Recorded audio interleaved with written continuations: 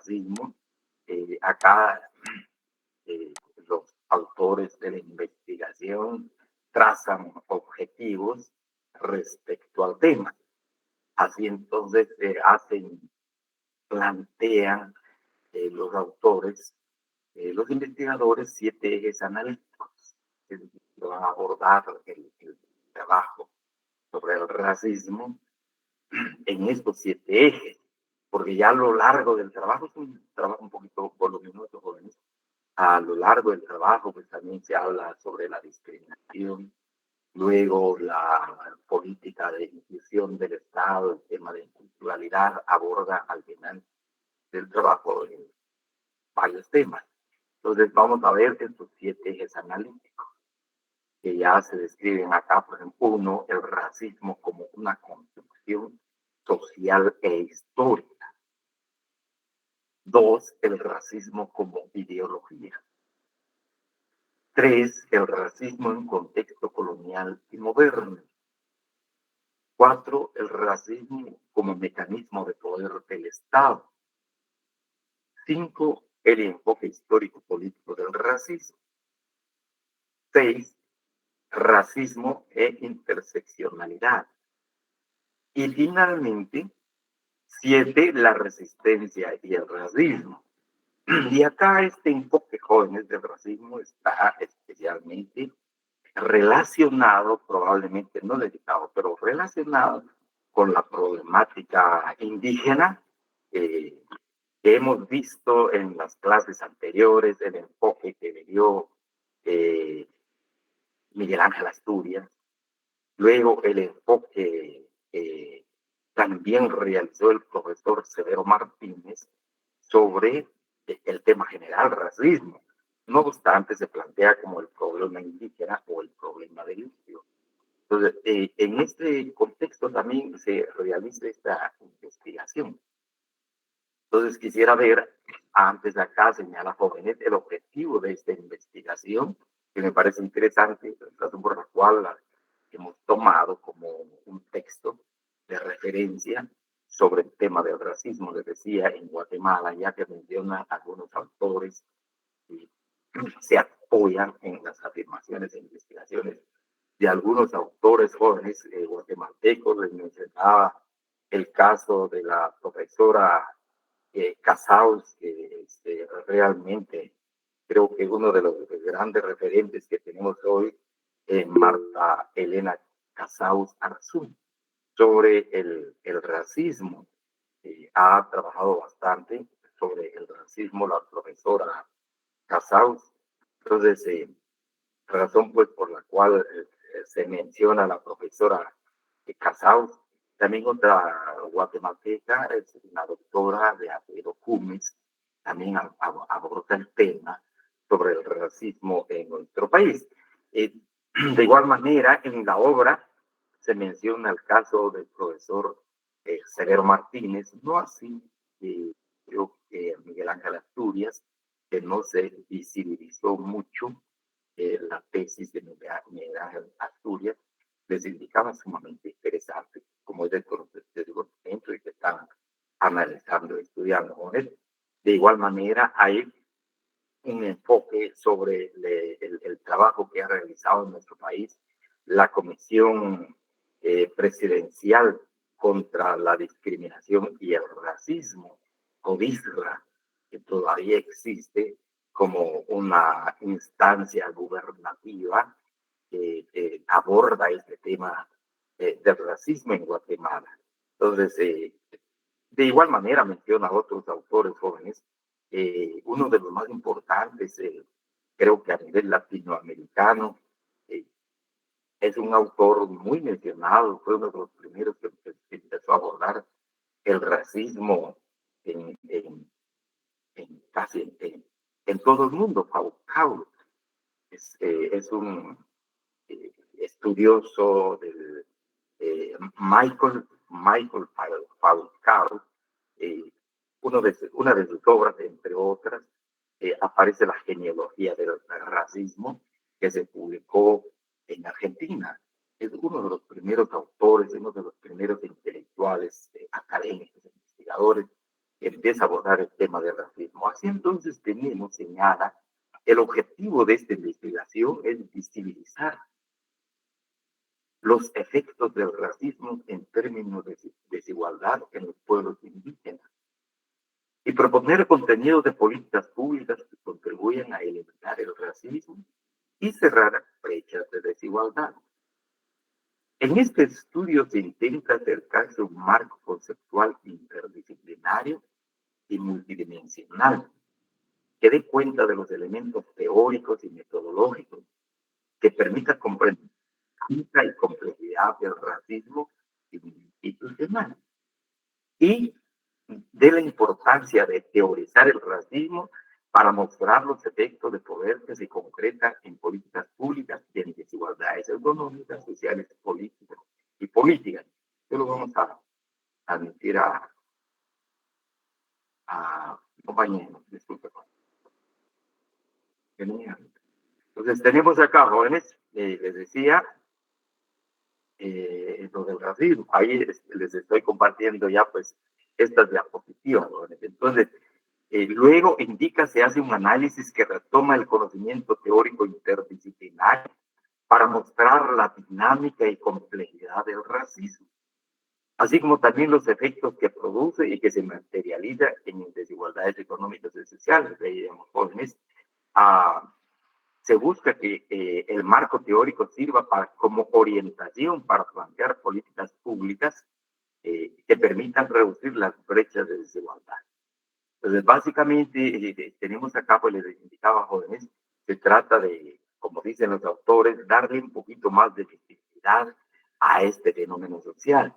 Porque recuerden cuando hablamos de la tipología del racismo, aquí se habla del racismo institucional.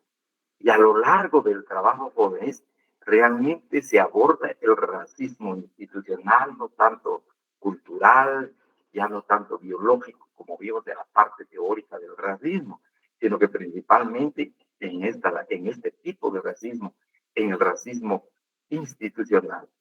Agregado a esto, también tenemos, jóvenes, acá señala, esta investigación tiene como objetivo visibilizar los efectos del racismo, decía, en términos de desigualdad en los pueblos indígenas y proponer contenidos de políticas públicas que subían a eliminar el racismo y cerrar la brecha de desigualdad, perdón.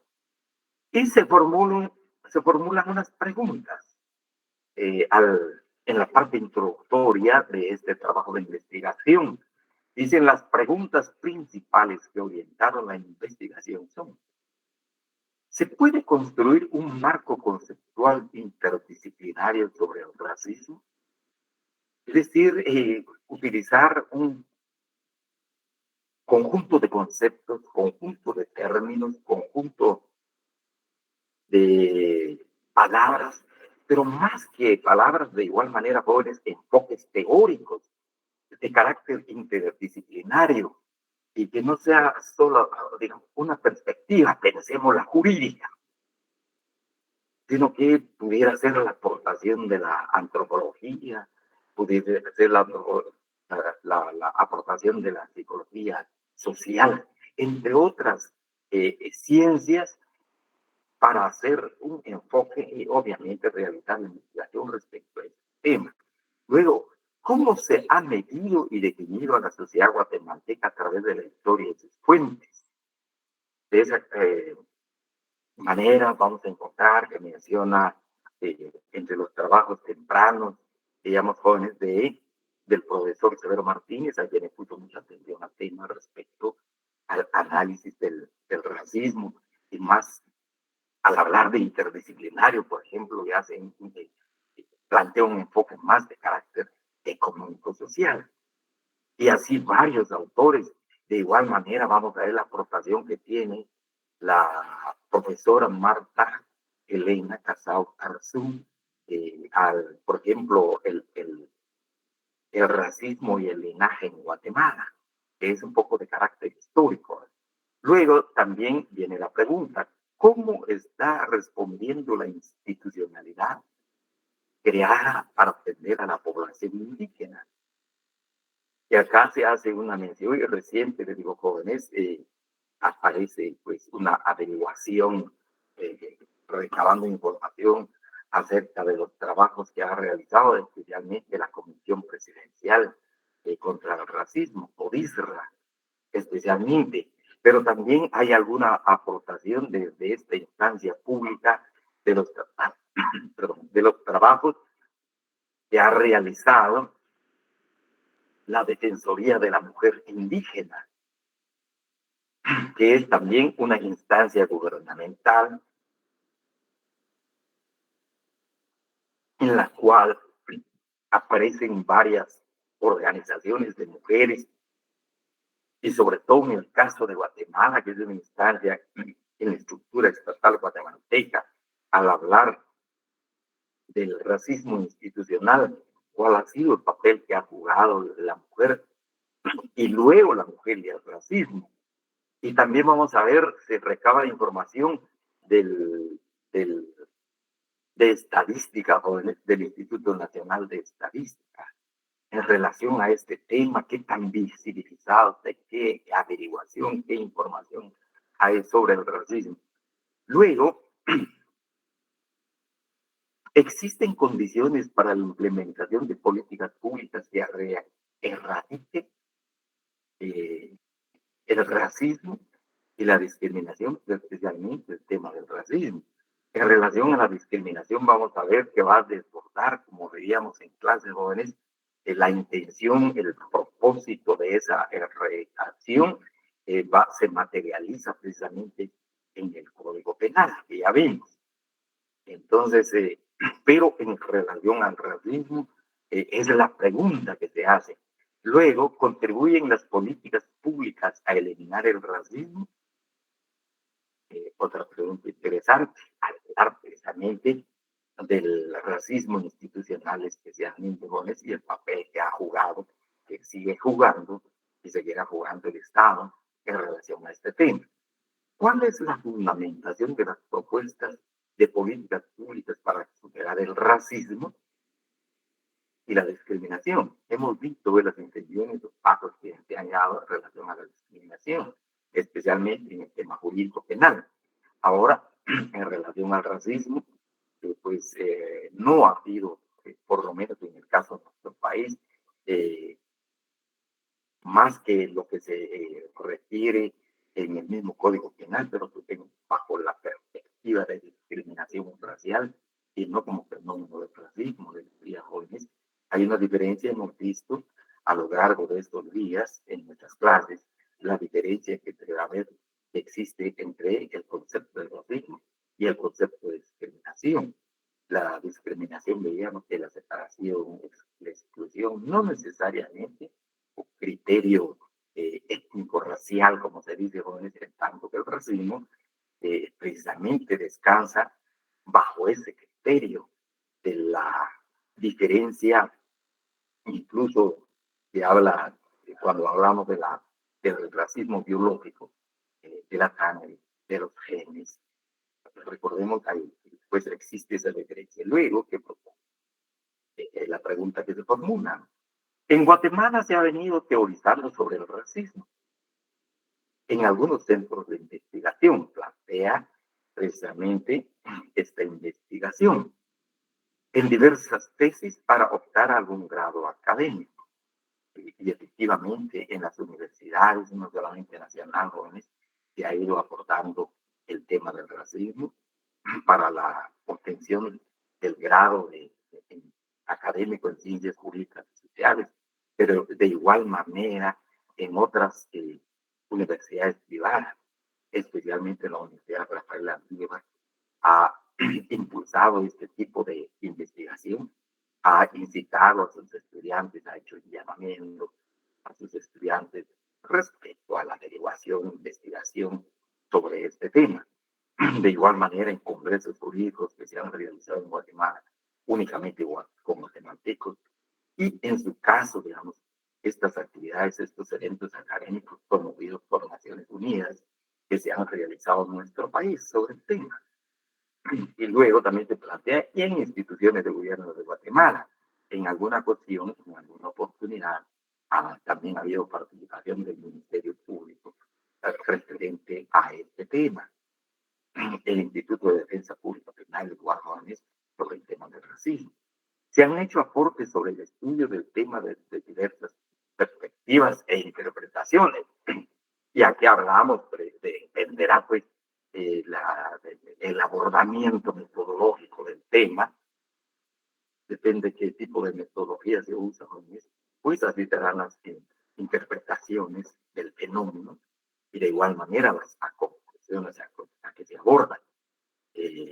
Hablábamos precisamente, creo que dos métodos de investigación que han sido bastante fuertes en nuestro país, pues la metodología a través del materialismo histórico, eh, principalmente el materialismo dialéctico, pero de igual manera jóvenes también se ha utilizado el método del estructural funcionalismo desde la perspectiva de esta metodología de investigación, pues siempre hay dos componentes de la sociedad. Hay dos partes, hay dos, y no se utiliza la palabra clase social, es más propio, es propio del materialismo histórico dialéctico, del materialismo dialéctico, pero acá se utiliza, por ejemplo, civilizaciones atrasadas y civilizaciones modernas, grupos modernos y grupos que se quedaron pues en el olvido, en el atraso. Entonces, así se plantea el enfoque y luego, obviamente, las interpretaciones que se van a dar, decíamos, entonces, así normalmente al utilizar este método de investigación, pues se dice que los atrasados se tienen que civilizar, se tiene que integrar a la civilización, es la única forma de solucionar el problema. Entonces, pues, hay distintas interpretaciones dependiendo del método de investigación que se plantea. Y luego vemos también nuestra disciplina jurídica, jóvenes, tiene sus propios métodos de investigación de los fenómenos jurídicos y que de una u otra manera atraviesa el fenómeno, especialmente acá del racismo, nuestra disciplina, la disciplina jurídica, la disciplina del derecho, que también tiene, repito, sus propios métodos de investigación.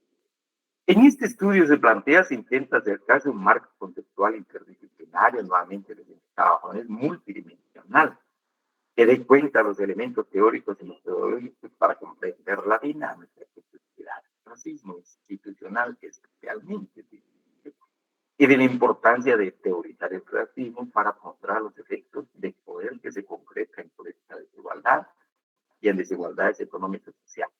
Así tenemos entonces acá estos 7, decía Cajones, estos 7 ejes analíticos del trabajo. Empieza con el racismo como construcción social e histórica. Y se habla de la pigmentocracia. Pues la pigmentocracia, presentando ver después el color de la piel, la pigmentación de la piel. El color de la piel, pues acá se hace este enfoque, especialmente al hablar de la construcción social e histórica de este fenómeno. E indica la mayoría de los análisis sobre el racismo ha carecido de una perspectiva histórica, ausencia que no permite ver el origen del racismo. La pigmentocracia y la blancura como construcción social e histórica. Ahí está. Entonces tenemos acá, pues se hace referencia a la ausencia de un enfoque histórico, pero sí serio, profundo, de análisis con mucho rigor científico. Entonces, para llenar este vacío se acude a autores que abordan la raza o el racismo desde una perspectiva histórica y como construcción social que permite comprender cómo la sociedad se estratificada, jerarquizada y segregada. Entonces, acá le dan a los autores, al referirnos precisamente de este primer punto, de este primer eje de análisis, jóvenes, es muy importante hacer el enfoque histórico de cualquier fenómeno, de cualquier problema.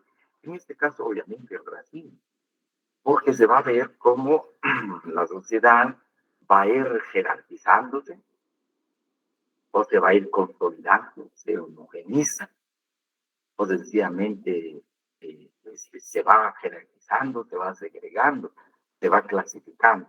Entonces tenemos el racismo con concepción social histórica y la pigmentación. Luego, dos, bien, jóvenes, estas son las ideas, les hago ver, por favor, para, para mí, para nosotros. Creo que lo sobresaliente en el trabajo, porque a lo largo del trabajo, repito, es un trabajo un poco complejo, pues va a ser incluso manejo de datos, eh, cita de autores, análisis de punto de vista de autores. Y así tenemos, por ejemplo, Marta Elena Casals en 1998 sobre el racismo, cita al autor Miles. Según este autor jóvenes, considera que el racismo ahora aparece como ideología, el racismo como ideología. Y luego vamos a explicar muy bien, brevemente, qué vamos a formar como ideología, qué vamos a entender como ideología. No obstante, acá nos hace planteamiento un autor citado precisamente por Magdalena Calzado. Considera que el racismo como ideología debe desvincularse con una perspectiva histórica. Perdón, debe vincularse con una perspectiva histórica en el contexto de una sociedad de clases y articulado con otros conceptos tales como género, nación. El autor Miles afirma que el racismo sigue siendo un concepto que permite interpretar la historia y las ciencias sociales y propone identificar la ideología racista a partir de una serie de elementos. Me detengo brevemente antes de ver los elementos que propone el autor. Y al hablar precisamente de ideología, vamos a encontrar ese conjunto de ideas en la sociedad. ¿Y cuáles son estas ideas en la sociedad que forman parte de la ideología? Acá vamos a encontrar, por ejemplo, jóvenes, las ideas jurídicas, que se relacionan precisamente con la conducta del ser humano, todo lo jurídico relacionado con el comportamiento del ser humano en sociedad, la conducta del ser humano en sociedad. Pues esas ideas que se relacionan con reglas, con disposiciones, con normas, que de una u otra manera, pues, conllevan actitudes y sentimientos. Por otro lado, también podemos encontrar en esa ideología, en ese marco ideológico, lo relacionado con la política, la conducción de la sociedad, la guía de la sociedad, la orientación de la sociedad, en otras palabras, el gobierno de la sociedad. Y como ideología, pues, de igual manera, jóvenes, pues afecta a los individuos en el ejercicio del poder. No solamente la conformación del poder político, sino que sobre todo el acceso al poder político y cómo se maneja ese poder político. Puede ser, como probablemente nos plantea el autor, existencia de clases, no existencia de clases, existencia de castas sociales, existencia de cacicazgos, existencia de élites, etcétera. Pero afecta también la religión. Y encontramos también dentro de la ideología la idea espiritual, la idea relacionada con religión, relacionada con el bien vivir, bajo la posibilidad de ir pues ante Dios y ante la divinidad. De igual manera, encontramos en la ideología la moral, la práctica y la observancia acerca del bien y del mal. Así entonces la ideología, jóvenes, en ese conjunto de ideas va la moral, la política, la educación, la familia, etcétera, etcétera.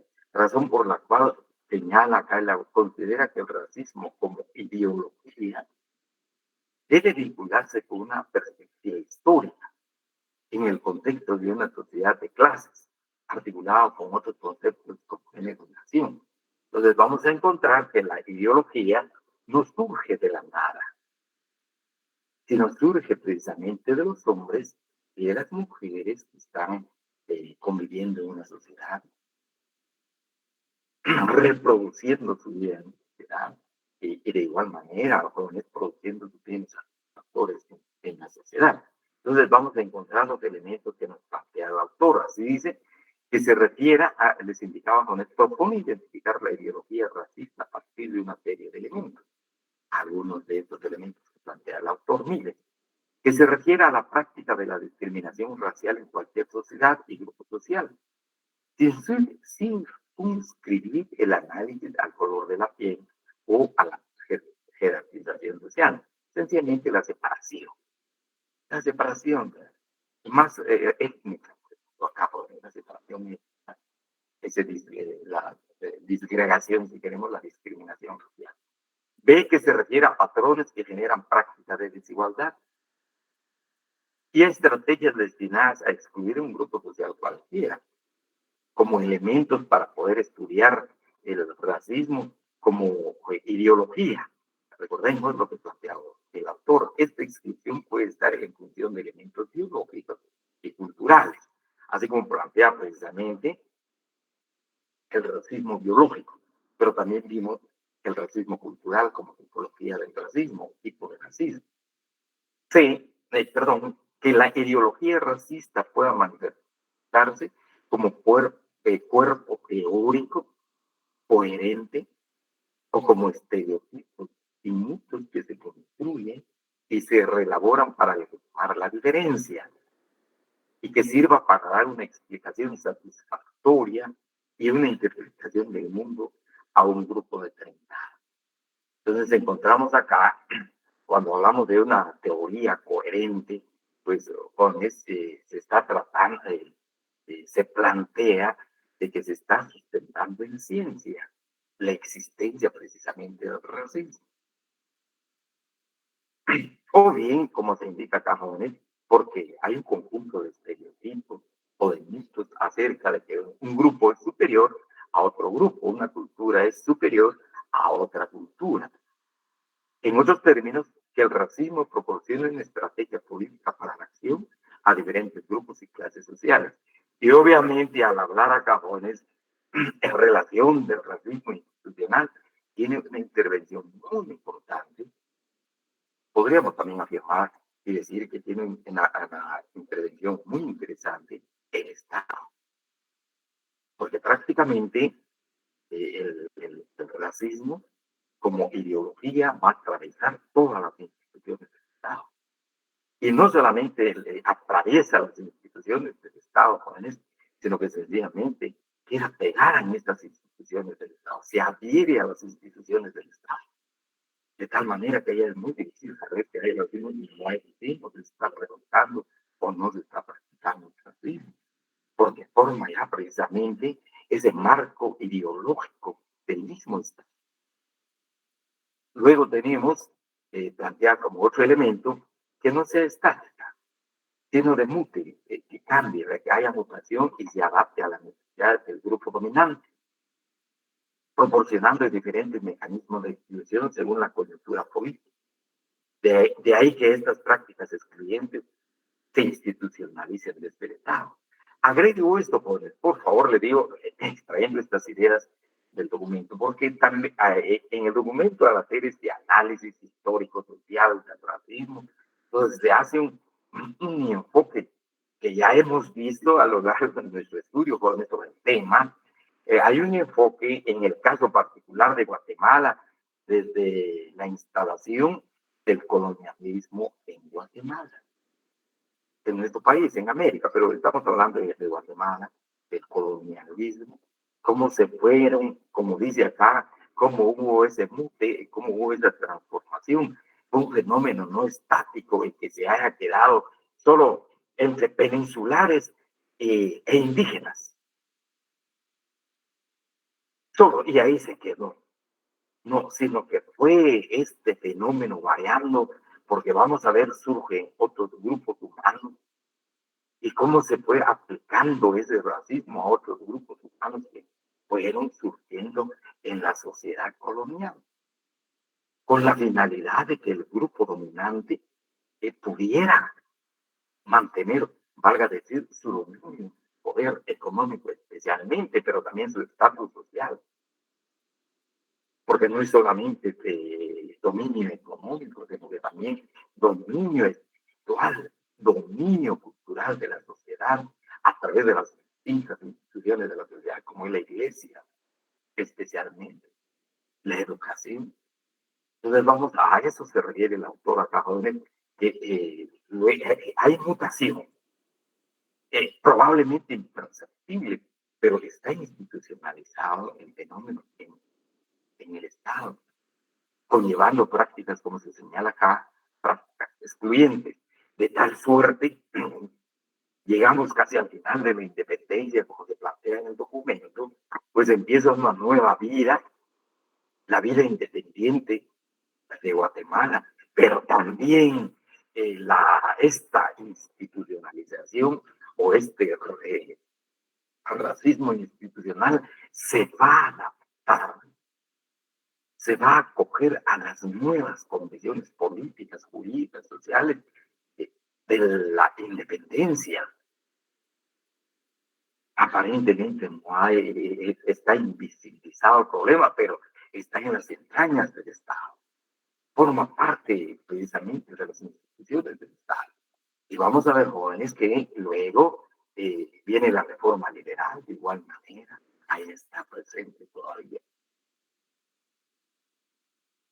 Llegamos a 1944, hay un estudio un poquito más a profundidad sobre el tema y sobre todo el dominio de los grupos sociales, pues ahí ya se habla no exactamente de racismo, pero recordemos cómo es una de las normas no tanto enunciadas del decreto 900 es el levantamiento de la esclavitud y de cualquier forma de impresión de los trabajadores del campo, pero de manera general.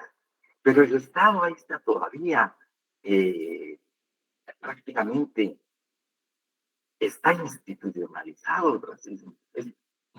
Realmente, no sé, pero sí, a eso se refieren estos elementos que plantea el autor, de que hay que hacer ese tipo de análisis social histórico y tomando en consideración que cuando el racismo es ideología, realmente a veces es difícil de perseguir el problema. Probablemente, jóvenes, acá es donde incursiona en el caso de los temas, los planteamientos que hemos visto, por ejemplo, como ideología, aparece el planteamiento del profesor Pedro Martín, pero también el planteamiento que nos hace el Miguel Ángel Asturias, de igual manera forma parte de la ideología, del Estado.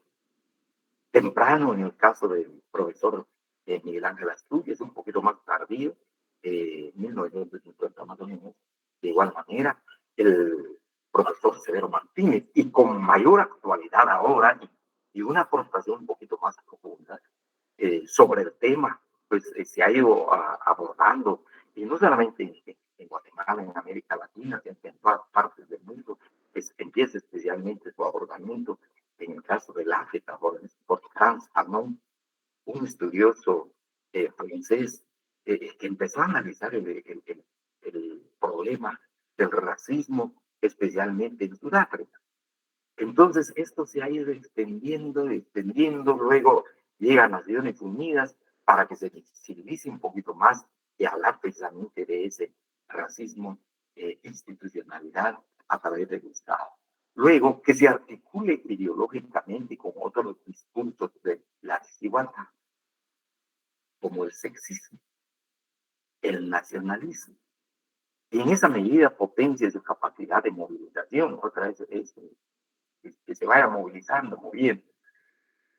Entonces tenemos que acabar su movilización y amplíe su discurso de exclusión a otros sectores de la población, al considerarse precisamente el racismo como ideología. Algunos de estos elementos que tienen su base en la ideología serán tomados en cuenta en esta investigación, como se plantea acá, para comprender los mecanismos de exclusión que dan como resultado las brechas de desigualdad. Otro enfoque, acá se plantea, ya lo indicaba, el racismo en contexto colonial y el colonialismo. Antes de entrar a ver acá, casi los mismos autores, jóvenes y otros más, tienen un poquito de problema.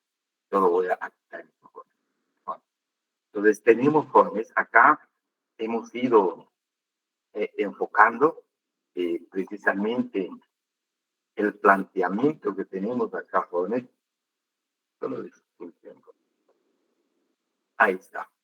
Entonces, les decía, jóvenes, antes de esto, el racismo en contexto colonial. Hoy día, en Guatemala, se habla del colonialismo interno. Y algunos también le denominan más desde el punto de vista sociológico, político, jóvenes, el neocolonialismo. Obviamente se hace una relación en cuanto a Europa. Cuando se habla de neocolonialismo, el neocolonialismo en Europa, en los países coloniales que estuvieron bajo como colonias de estos países de Europa.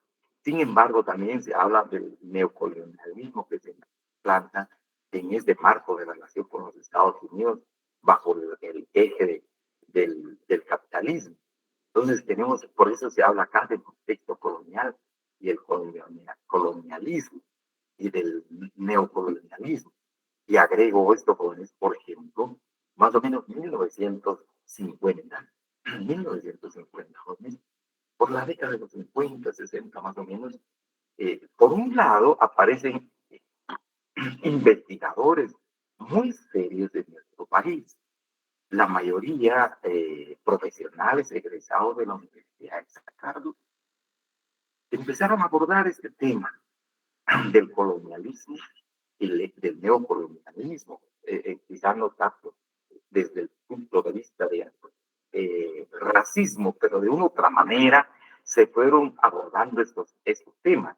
Por un lado podemos encontrar, por ejemplo, al profesor Severo Martínez y otro grupo de investigadores que hicieron el enfoque de la sociedad guatemalteca, si realmente todavía está en una situación colonial, en una situación colonialista.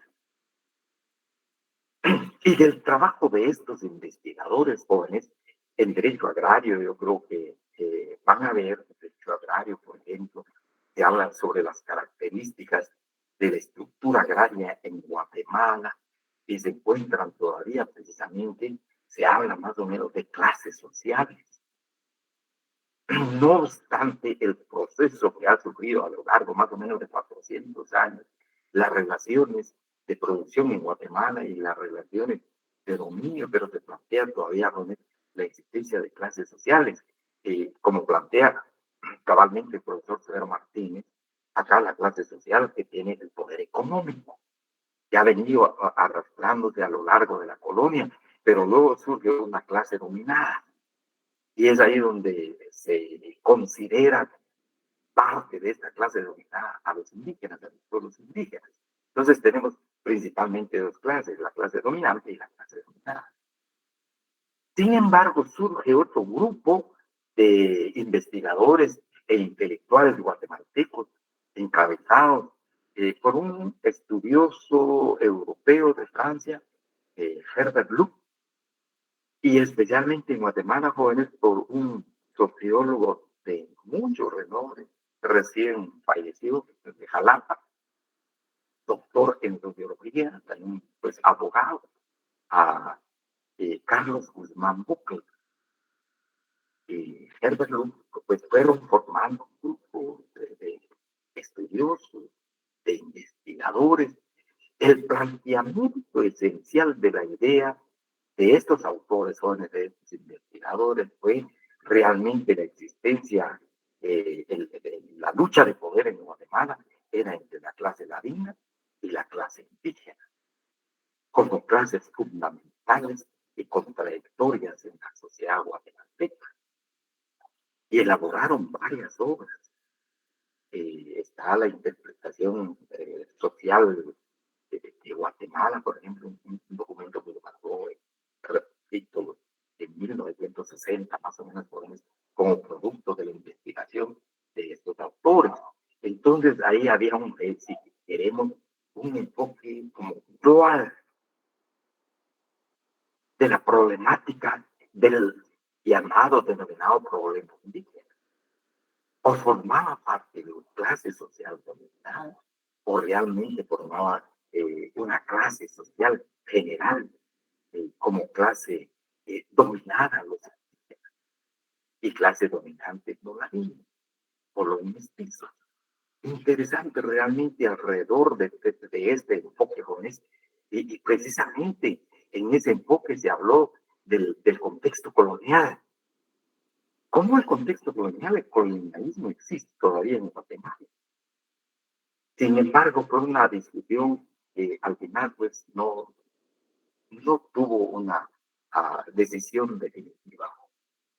Está abierta todavía esa discusión en nuestro país. Viene la idea y se hace este enfoque en esta parte del trabajo, al decir el racismo en un contexto colonial y colonialismo. ¿Cómo abordar ese problema? Y aparece entonces nuevamente la Marta Elena Casados, y especialmente en el tema del racismo, menciona mismo otro investigador, sitúa al racismo en contexto colonial y considera que todo racismo posee un fundamento cultural, social, histórico, y que su finalidad es legitimar un sistema de dominación. Según el autor, el racismo se inicia con una opinión negativa de otros, reflejando una conducta, una serie de prácticas discriminatorias para llegar a convertirse en una ideología. Pero lo que esconde es un sistema de dominación. Es exactamente, eh, hago mención de esto, por favor, especialmente el enfoque que encontramos en el profesor Silvero Martínez. Acá muy puntual, al hacer ese análisis del racismo, responde un sistema de dominación como ideología. En Guatemala, las personas racistas reproducen lo cotidiano prejuicios y estereotipos. Hemos visto que consisten en los prejuicios, los estereotipos y los estigmas que se observan en frases tales como los indios son sucios, son borrachos y haraganes, y en asumir que las mujeres indígenas siempre van a ser sirvientas. Nacieron para servir y continuarán sirviendo. Luego, nuevamente, la cita define al racismo como la valoración generalizada, define el racismo como la valoración generalizada y definitiva de unas diferencias reales o imaginarias, en provecho del acusador y en detrimento de su víctima, con el fin de justificar sus privilegios o su agresión. Según este autor, la actitud racista comprende 4 elementos. No obstante, ya nos mencionamos algunos elementos en el otro punto, pero veamos qué nos dice el autor Meni al respecto en cuanto al racismo. Insistir en las diferencias reales entre el racista y su víctima. Las diferencias reales. Valorizar estas diferencias en beneficio del racista y en detrimento de su. C. Esforzarse en llevarlas a lo absoluto, generalizándolas y afirmando que son de mí. Y acá se habla de una verdad absoluta, bueno. No es una relativización de la verdad, de lo que se cree que así es, porque así es, y no hay para dónde.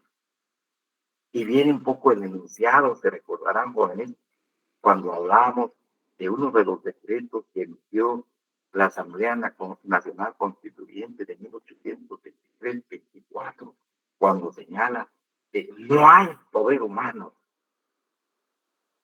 no hay poder humano que pueda nivelar la situación entre las personas. Y es de la situación de los indígenas, que están totalmente abandonados, que están en una situación de carencia absoluta, de futilidad. Es un poco la idea que se lleva a ser una idea absoluta. Entonces, esos rasgos se encuentran pues, en la sociedad guatemalteca, especialmente cuando hablamos de racismo institucionalizado. Luego, legitimaron una revisión o integridad. Esto es el racismo en contexto colonial y el colonialismo. Les decía Juan, pero solo quisiera terminar con estos colonias en cuanto al colonialismo. Pues razón por la cual se habla hoy día de mantener ese colonialismo. Acá en nuestro país se habla ya de colonialismo interno. Reproducir el esquema de dominación. A eso le hoy y los estudiosos, los investigadores, le denominan colonialismo interno. Entonces ya es el mismo Estado Nacional que está reproduciendo ese esquema de dominio en su territorio o el sistema de dominación. 4. El racismo como mecanismo de poder del Estado.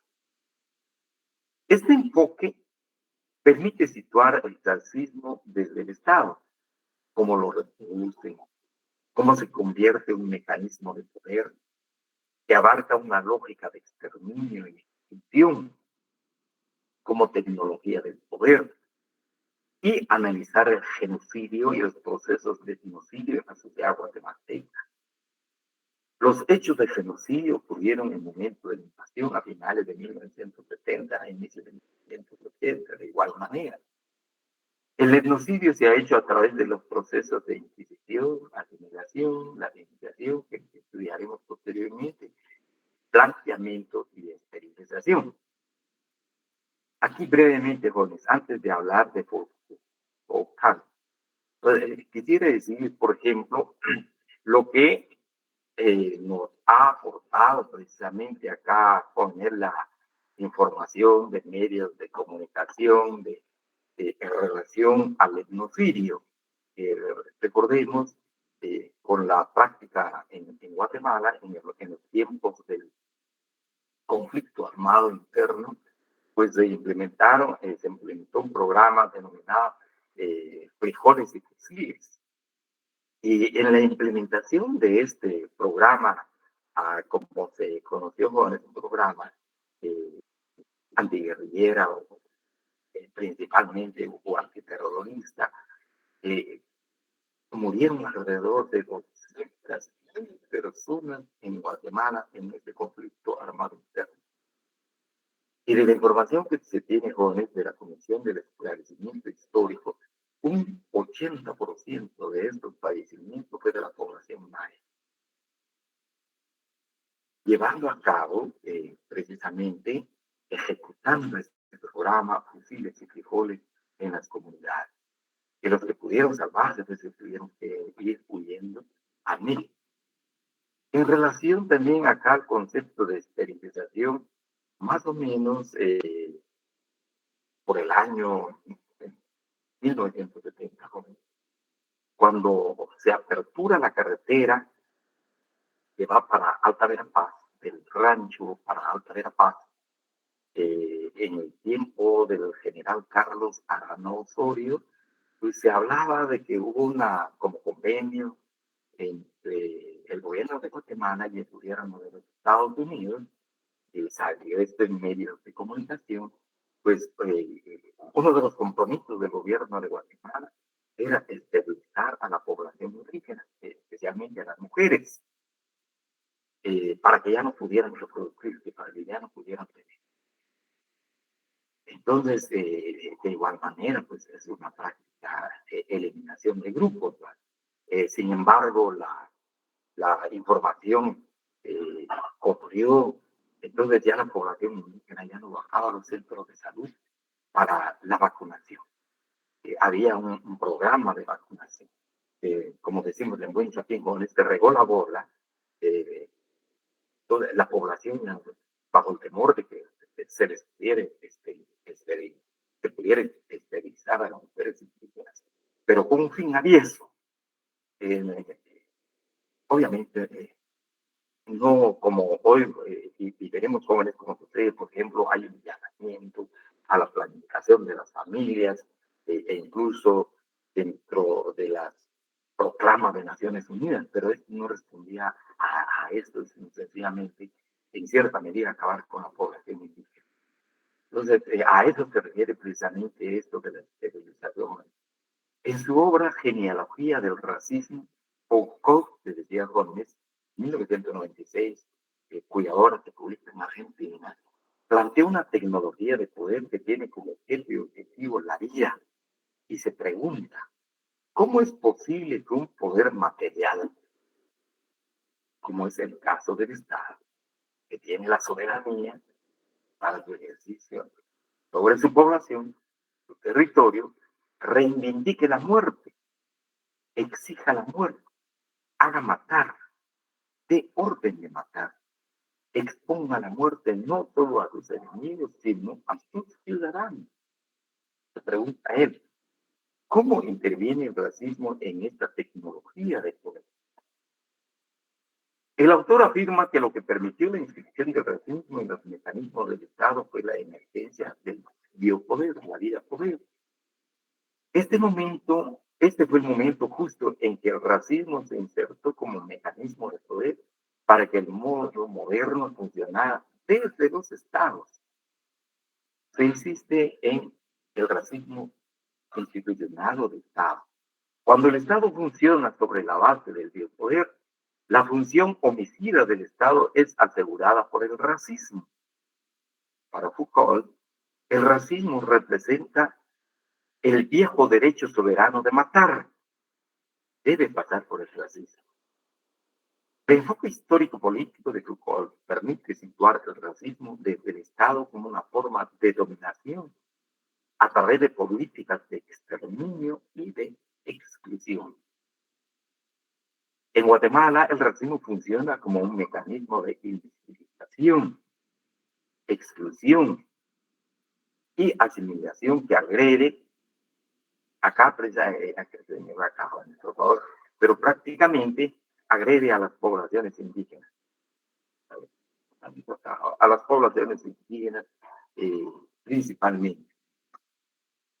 5. El enfoque histórico-político del racismo. Aquí ya viene de Marta Elena Casaus, Arzú, afirma la relevancia de explicar desde una perspectiva diacrónica la pervivencia y persistencia del racismo en la actualidad. Esta autora considera importante abarcar el espacio del racismo.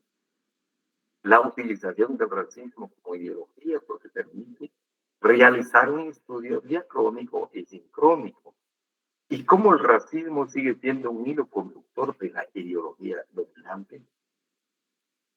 Asimismo, aborda la metamorfosis del racismo, en cuyos cimientos se encuentra la teoría de la diferencia, a veces biológica, a veces cultural, otras veces socio-racial, y plantea que esta metamorfosis depende de la etapa histórica y de la producción científica e ideológica de la época. Un comentario, cajones, antes de pasar a la otra aportación de la profesora Casado. Pues acá básicamente ella hace un enfoque de manera general del racismo. Como el racismo, veíamos incluso, lo decía uno de los autores anteriores jóvenes, cómo se va a ir transformando, cómo se va actualizando para que el grupo dominante, para los que tienen el poder económico y obviamente político, pues se van adaptando a las nuevas circunstancias, a las nuevas condiciones de la sociedad, presentando otra cara, pero en el fondo no deja de ser un sistema de dominación y aparece precisamente el racismo. Razón por la cual, como plantea Casaus, esto de la teoría de la diferencia señala muchas veces, se presenta como el racismo biológico, y es exactamente dentro de las obras de ella sobre el linaje del racismo, menciona el caso de Adolfo Hitler y otro de Sudáfrica, jóvenes, cómo se tomó en consideración el criterio precisamente genético para la implementación del racismo. pero a veces también por razones culturales, una cultura superior sobre una cultura inferior, y una cultura que a veces también por razones de herencia superior se impone sobre la cultura inferior. Y como se señala acá, también por razones étnicas, acá socioracial o socioétnico. Y en el caso de nuestro país, pues hace ese planteamiento de la metamorfosis, del cambio, la nueva cara que a veces presenta el racismo, obviamente institucionalizado, el racismo de Estado, dependiendo a veces de la técnica y del avance del conocimiento jóvenes, pero muy, muy especialmente de la ideología, no como ciencia, sino como precisamente esas ideas que se levantan en la sociedad. Y acá no escapa el caso de la ideología jurídica y también el papel que juega el derecho en estos fenómenos sociales. De acuerdo con Casados, reciente con el 1998, abordar el tema de la ciencia y el racismo permite comprender la construcción del Estado-Nación como comunidad imaginada. Acá ya más digamos, se va a buscar precisamente el por qué se estudia el racismo, cuál es la razón, cómo se explicaba, las preguntas que se formulaban inicialmente con esto, y luego dentro del marco de las políticas públicas que implementa el Estado, qué importancia tiene. Y razón por la cual acá se plantea, o ella plantea el racismo permite comprender la construcción del Estado-Nación como comunidad imaginada. Una, obviamente, buscando la erradicación en la sociedad del racismo. En esta misma línea de pensamiento, Martínez Purgin, 2008, afirma que el racismo es proteico. Digamos, ¿en qué consiste lo proteico? Es decir, se reinventa de forma permanente, como que se dio con un personaje griego. Se reconstituye y adquiere millones de máscaras, millones de rostros. El autor plantea que no ha existido un momento en la historia del país en el que el racismo no haya marcado el devenir y adquirido un nuevo rostro y continúa sobreviviendo en el caso de Guatemala. En su análisis, este autor enfatiza la dominación colonial, pero también las nuevas formas de colonización, para lo que hay que develar el verdadero rostro de la historia. Es decir, no hay un momento en la historia de Guatemala en el que el racismo no haya provocado violencia contra los pueblos. Es decir, el racismo institucionalizado, que se va manejando a través de los estados, del Estado, a través de los diferentes grupos que ostentan el poder político, precisamente en la sociedad. Entonces se habla precisamente del enfoque histórico político del racismo, especialmente en el manejo de la política. 6. Racismo e interseccionalidad. Algunas interrogantes que permiten analizar las entidades son: ¿quién soy? ¿De dónde vengo y a dónde voy? Estas preguntas pueden hacerse a nivel colectivo, es decir, se pueden plantear preguntas tales como: ¿quiénes somos? ¿Hacia dónde vamos? ¿Y de dónde venimos? Las respuestas permitirán identificar diferencias y situar a la diversidad humana con rostros, experiencias e historias diversas que cuestionen la homogenización construida por el sistema de dominación y sectores dominantes para reproducir el eurocentrismo y el etnocentrismo, que justifican la explotación, la opresión y las injusticias sociales. Se vuelve, hago el comentario, Cajones, por favor. En relación también, hablamos brevemente en clase ya de lo que se va a entender por eurocentrismo y luego el etnocentrismo. Decíamos, jóvenes, que Europa ha tenido ese esquema, mantenido ese esquema y está trabajando como sociedad precisamente en el planteamiento y especialmente en el replanteamiento del eurocentrismo. En cuanto al eurocentrismo, es que se cree, jóvenes, se tiene la idea de que Europa es el centro hegemónico de cultura de todo el mundo. Todo viene de Europa.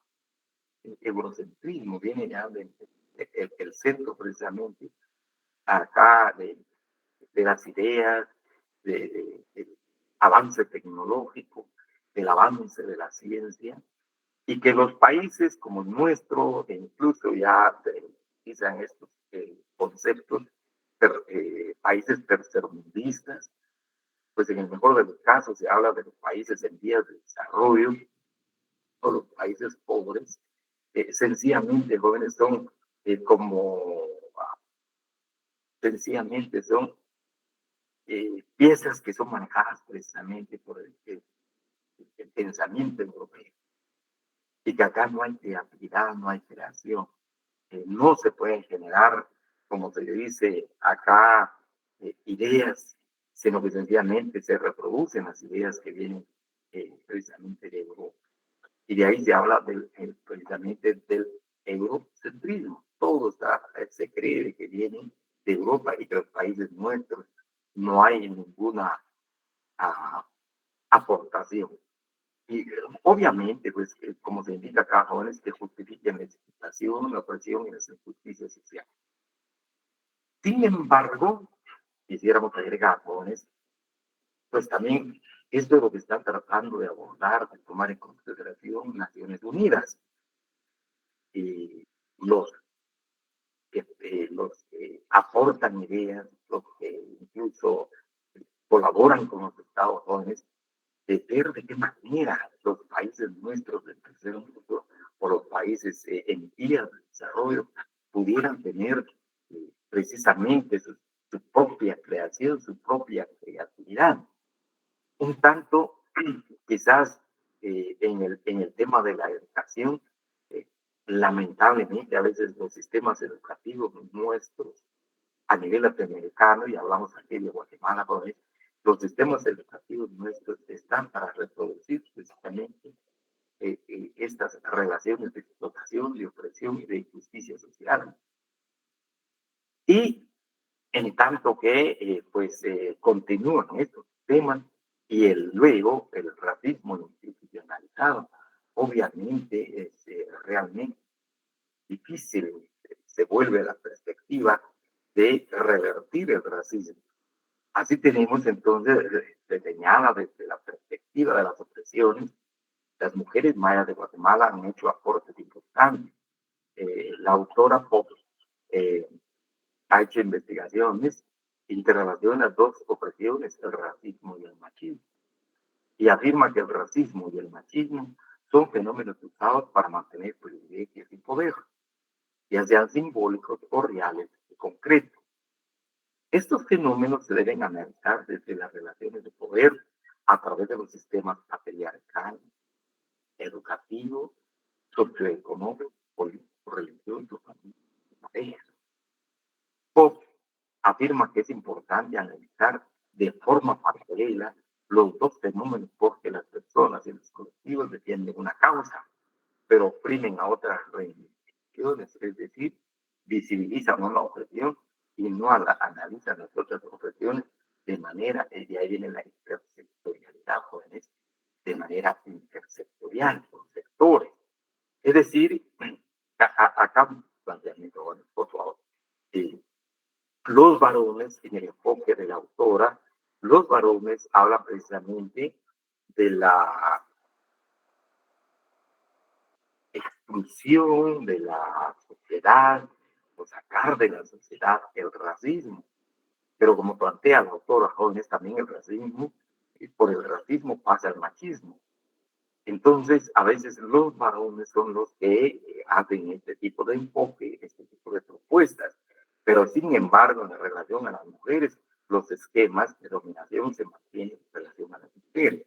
Razón por la cual la autora habla de esa intersectorialidad, pero desde la perspectiva de género. 7, esto ya más en relación a los pueblos y obviamente también a las mujeres.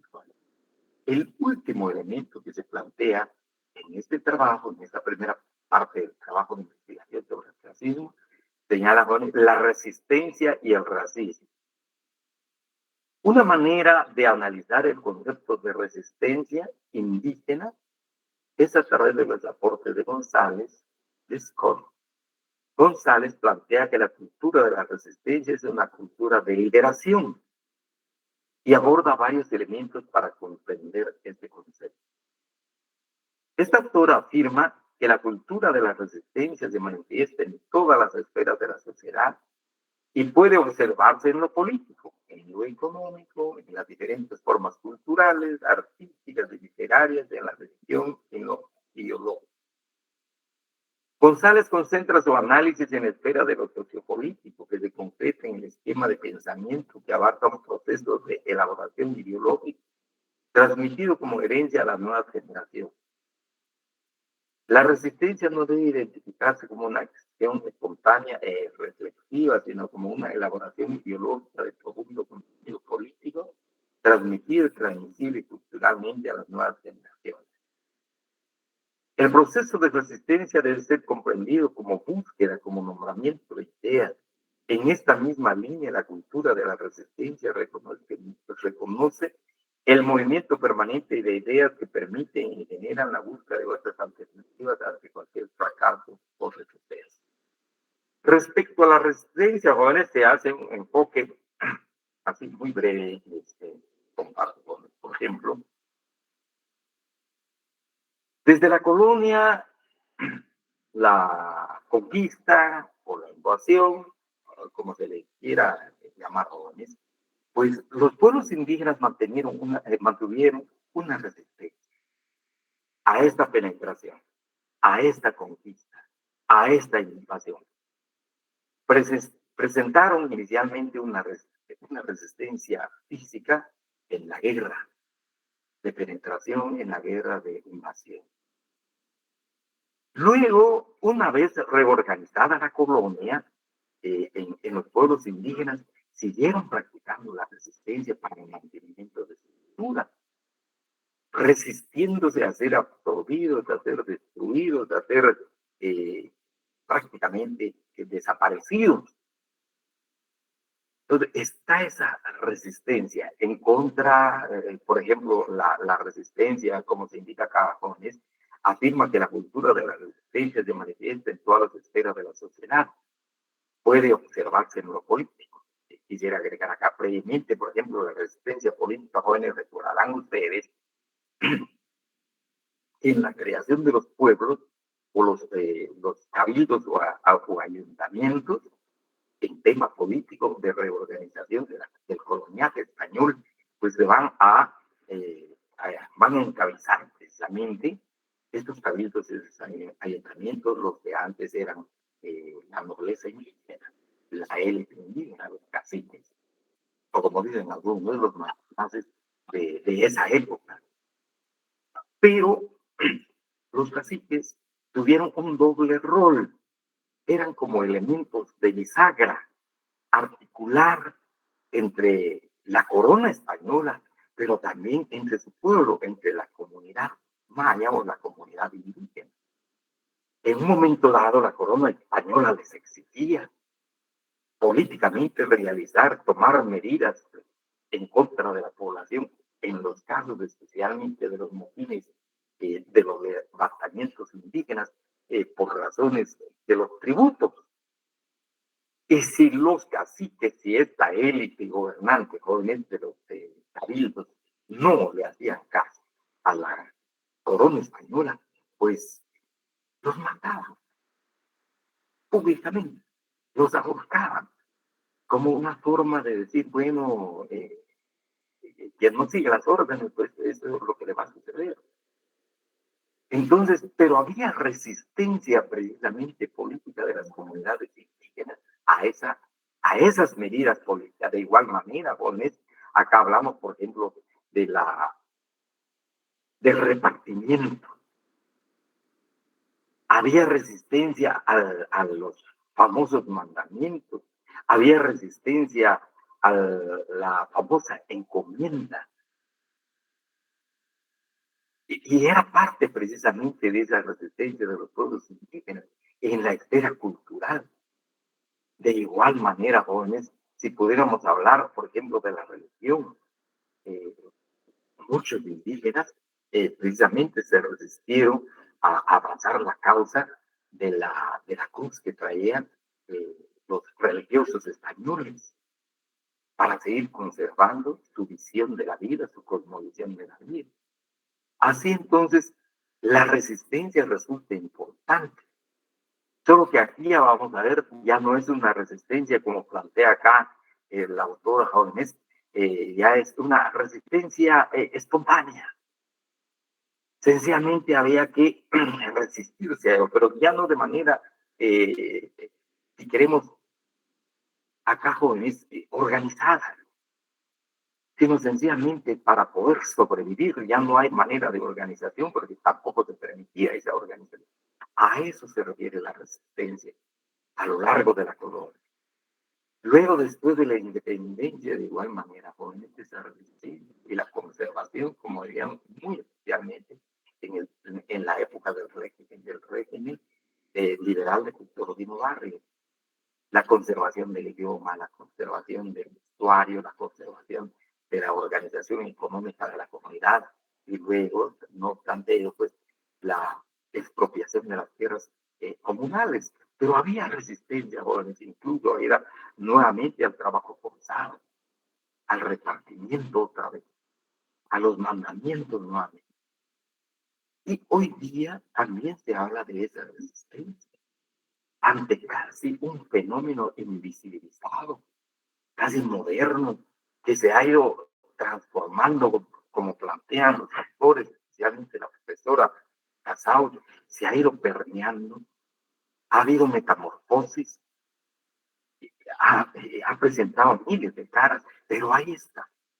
Y hay esa resistencia tratando de ver de qué manera, como se enseñara acá jóvenes, en la cultura de la resistencia reconoce el movimiento permanente de ideas que permiten y generan la búsqueda de otras alternativas, obviamente de defensa en la comunidad y que se visibilice precisamente los elementos de la comunidad.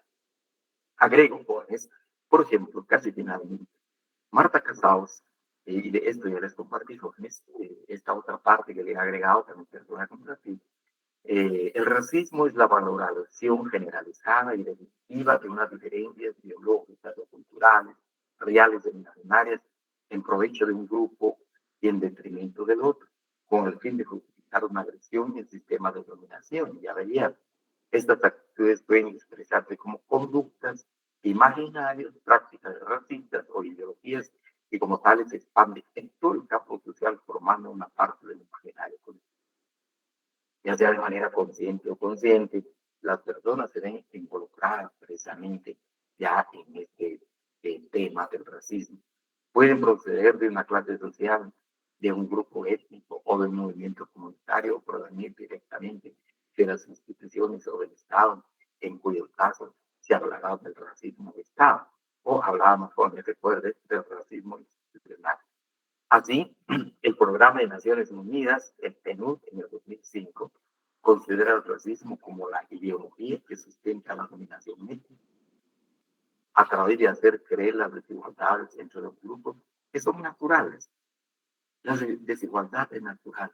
Recuerden, jóvenes, esta concurrencia de científicos, eh, especialmente en el tema eh, de las ciencias naturales, al hablar precisamente de que el racismo no existe en la realidad, es sencillamente ideología que se ríe en toda la sociedad. En el mismo sentido se expresó la Comisión para el Esclarecimiento Histórico al considerar el racismo como una expresión ideológica de colonización y subordinación. Es parte precisamente del colonialismo eh, que hubo en Guatemala y hoy todavía quedan bases de ese colonialismo interno.